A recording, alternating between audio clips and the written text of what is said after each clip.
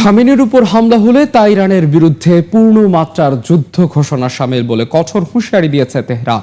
এদিকে ইরান জুড়ে বিক্ষোভের 5,000 মানুষ নিহত হয়েছে বলে রয়টার্সকে জানিয়েছে দেশটির এক কর্মকর্তা। নিহতদের মধ্যে অন্তত 500 জন নিরাপত্তারক্ষীর বাহিনী। এরই মধ্যে অক্সিওসের এক প্রতিবেদনে বলা হয়েছে, গেল সপ্তাহে ইসরায়েল ও আরব মিত্রদের চাপের মুখে তেহরানে হামলার সিদ্ধান্ত থেকে সরে আসেন মার্কিন প্রেসিডেন্ট ডোনাল্ড ট্রাম্প।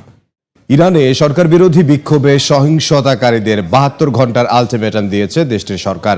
আত্মসমর্পণ না করলে আইন অনুযায়ী কঠোর ব্যবস্থা নেওয়ার হুঁশিয়ারি দিয়েছেন পুলিশ প্রধান। এদিকে সরকারের প্রাণঘাতী দমন পীড়নের জেরে বিশ্ব অর্থনৈতিক ফোরামের সম্মেলন থেকে নিজের নাম বাদ দেয়ায় ক্ষোভ প্রকাশ করেছেন ইরানের পররাষ্ট্রমন্ত্রী আব্বাস আরাকচি। এরই মধ্যে 12 দিন বন্ধ থাকার পর আন্তর্জাতিক ফোন কল করার সুযোগ পাচ্ছেন দেশটির বাসিন্দারা। পুতিন যুদ্ধ থামাতে আগ্রহী নন বলে অভিযোগ করেছেন ইউক্রেনের প্রেসিডেন্ট ভলোদিমির জেলেনস্কি। রাশিয়ায় ড্রোন হামলায় ইউক্রেন জুড়ে আবারও অন্ধকার। বিদ্যুৎহীন হয়ে পড়েছে 5টি অঞ্চল। খার্কিভে আলাদা হামলায় এক নারী নিহত হয়েছেন। পাশাপাশি ক্ষতিগ্রস্ত হয়েছে অন্তত 30টি বাড়ি। শীতের মধ্যে জ্বালানি সংকট নিয়ে চাপ বাড়ছে কিয়েভের ওপর। গ্রিনল্যান্ডের মালিকানা নিয়ে নিজের সিদ্ধান্তে অটল বলে জানিয়েছেন মার্কিন প্রেসিডেন্ট ডোনাল্ড ট্রাম্প। ডেনমার্ক কোনোভাবেই দ্বীপটি রক্ষা করতে পারবে না বলেও দাবি করেছেন তিনি।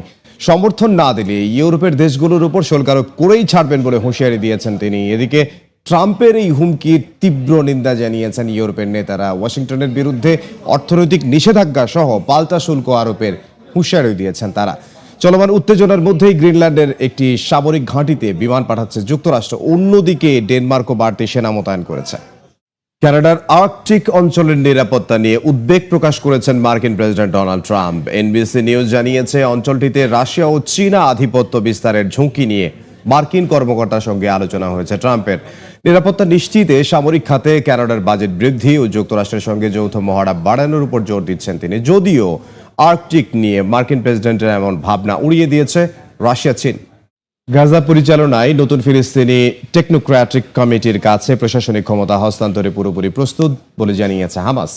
শান্তি পরিষদে যুক্ত হতে এবার ডোনাল্ড ট্রাম্পের আহ্বান পেলেন রুশ প্রেসিডেন্ট ভ্লাদিমির পুতিন। ফরাসি প্রেসিডেন্ট ইমানুয়েল ম্যাক্রো আমন্ত্রণ প্রত্যাখ্যান করলেও ফ্রান্সের ওয়াইন ও শ্যাম্পেনের উপর 2% শুল্ক আরোপের হুমকি দিয়েছেন ট্রাম্প। এদিকে তুরস্ক কাতারের সেনা উপত্যকার নিরাপত্তায় অংশ নিতে পারবে বলে জানিয়েছে ইসরায়েলি প্রধানমন্ত্রী। এরই মধ্যে দখলদারদের হামলায় নিহত হয়েছেন অন্তত 5 ফিলিস্তিনি।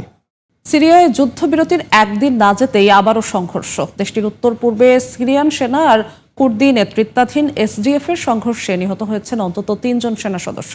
অন্যদিকে রাক্কার আল আক্তান কারাগার এলাকায় সংঘর্ষে 9 জন এসডিএফ যোদ্ধা নিহত হয়েছেন। এরই মধ্যে শান্তি ফেরাতে সব ধরনের পথ খোলা আছে বলে জানিয়েছে দামেস্ক।